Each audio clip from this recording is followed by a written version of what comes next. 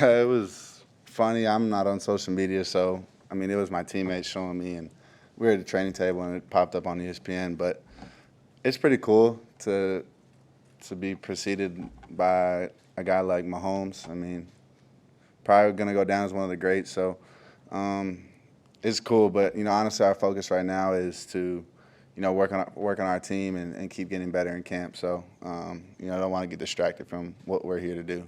Yeah, with all the outside noise and attention, how do you keep yourself centered and grounded? Yeah, well, first my faith. Wake up every morning, get in my devotion, and you just set your day off right, and you protect yourself from the world. And then I have great parents that have raised me correctly, and just have taught me the way of how to act and how to be around people and keep the distractions out. And to have an uncle and my sister now working here, to have family in the building is also a very comforting feeling to have them alongside. In terms of your on-field progress, I mean, how have you felt going into the fall? Was it different for you than going into the spring when everything was maybe a little bit newer? Absolutely. I mean, the spring was kind of just everything brand new. And then, now having, a full spring under you, a full summer under you, you go into camp, you feel a lot more confident. I think our whole room has felt more confident. Danny, Heinrich, Jalen, Bodie, all the guys that, have been preparing and getting ready for this. So, yeah, we've been preparing a lot better, and, it makes it easier for us. Go ahead. What have the coaches talked to you about, not just you, but all the quarterbacks, about limiting turnovers and not making bad decisions that put the ball at risk? I mean, that's our focus from January, honestly.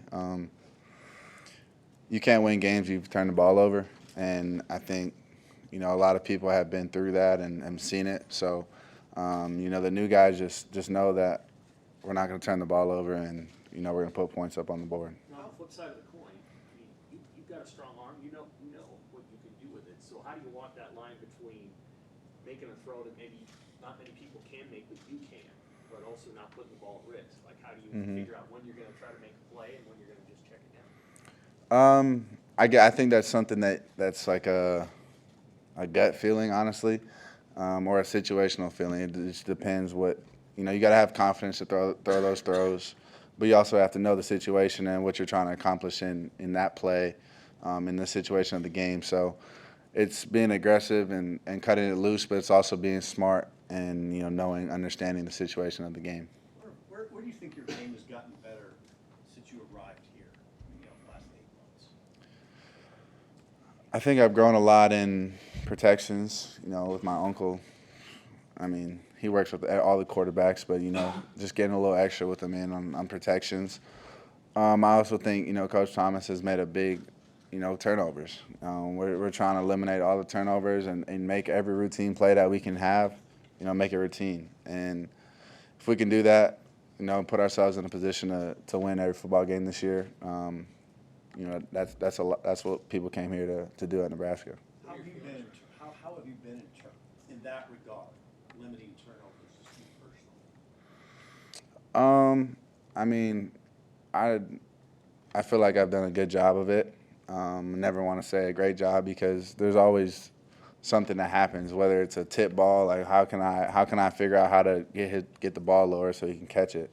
Center quarterback exchange every day that's a focal point. I mean, if we want to run the ball and do all those things, we got to be able to secure snaps in the center, catch snaps in the gun, and so yeah, I think as a unit we've done a great job of turnovers. Personally, I think I've done a good job. Yeah. What are your feelings early here in camp about the receivers that you're working with and the tight ends too, the guys you're going to be throwing the ball to? Yeah, I think we have a special core, a special group. It's on a foundation of trust and work. We came in January not really knowing what the room was going to look like. Obviously adding Jamal and Isaiah, but you add and you put a lot of new guys in the room together. It doesn't really matter how much talent. You got to come together and you got to work. So I'm really confident where we're at right now as a group. Tight ends have done a great job, not only catching the ball, but they understand they got to block and do those kind of things, and getting our backs more involved has been good. They not only run the ball, but they're threats to catch the ball. So we've developed a bunch of trust and a bunch of work, so it's been exciting. I know it's early, but what has Jalen added to your resume? Jalen, I mean, the one thing that comes to mind is speed. Jalen Gramstad? Yes. Okay, yeah. Sorry.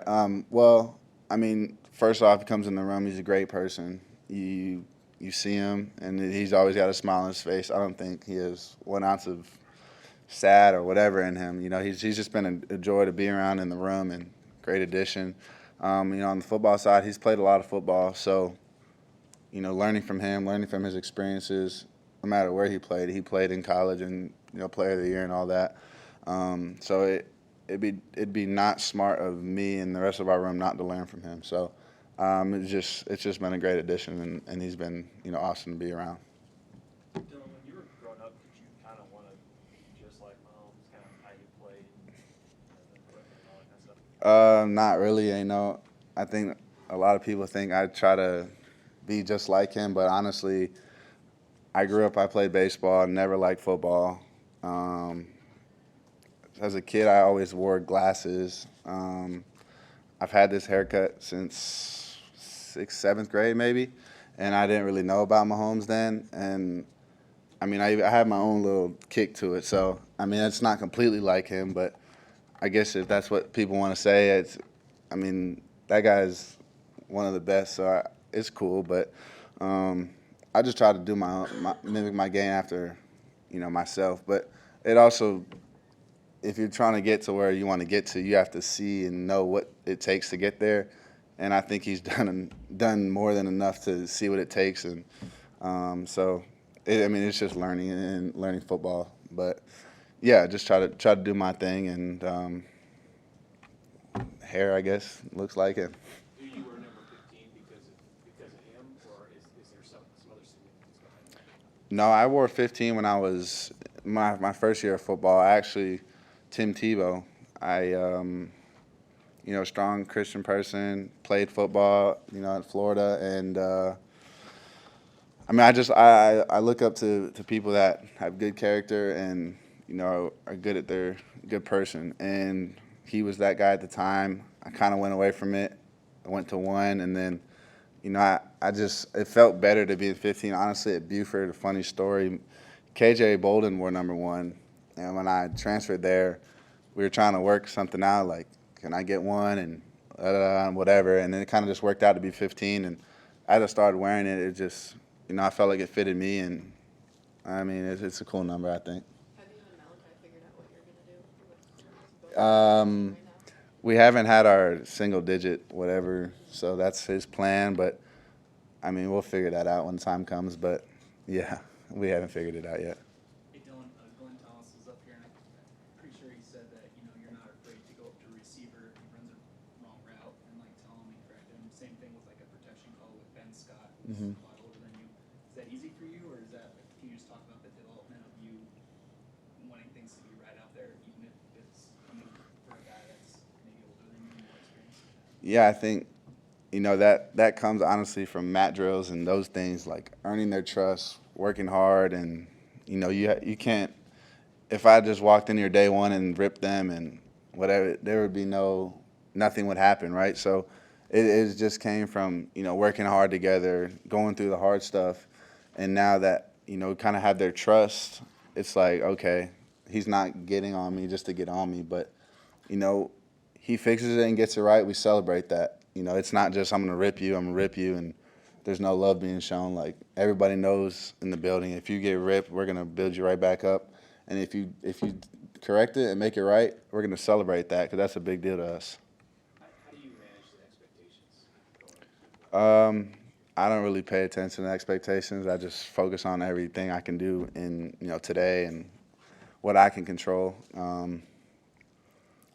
I think our team is gonna be really good this year, but you know, we just got to keep working on getting better every day.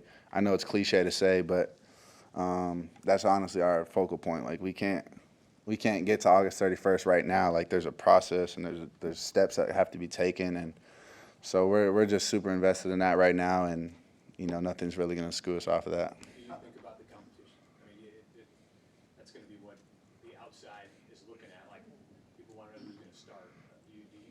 Is that No, I think every day is just go out and compete. Our room has grown and since the spring, and we've gotten closer than we've ever been. So, I mean, obviously, everyone on the team knows it's a competition, and I mean, if you came and watched practice, it's not like, okay, I'm hoping or Heinrich's hoping someone messes up. Like, we're helping each other. We're trying to get the team better before we put ourselves first. So, I mean, that's part of being a quarterback. You put your team before yourself. But, I mean, the time will come when it's time to name a starting quarterback. But as of right now, we're not. We're just worried about our team and what we can do to get better. How do you like dorm life, and who's your roommate? Dorm life's great. Everybody's around each other. My roommate's Elliot Brown. So having an older guy, he's seen everything, been through good, the bad, whatever. So it's been cool. What have you seen out of the running back competition? Our backs go at it every day, not with each other. Just they're grinding, they're competing, and I think they do a great job of handling the competition. I know they all have different traits that they're good at. So it's kind of just figuring out which one we want to use in certain spots. So they've done a great job handling that, and they all look really good. Does Gabe feel like, does he look kind of full speed? Yeah, Gabe looks really good. He's back healthy. It's just good to see him out there. What's it like having the family dynamic every day with your sister here and your uncle? I mean, you guys have some family moments with the three of you guys. Yeah, it's cool to have. I think the spring game, the first touchdown I threw, I got to hug my uncle, probably one of the first people that was over there. So, it's giving me chills right now. But, just to have family here, growing up, that's all I had. That's all I ever knew. So, why change what I have? I have, an opportunity in front of me. Why, change what I have? So, having him's great. But, like sister close to me, live together, and, her dog lives with us. It's special. Both my siblings, we have a special bond, and I wouldn't trade it for the world. So it's just comforting to, look to the sideline, see my uncle there. I mean, my sister comes to every practice. So, joke, nudge her, whatever. It's family. So it's very comforting. Okay.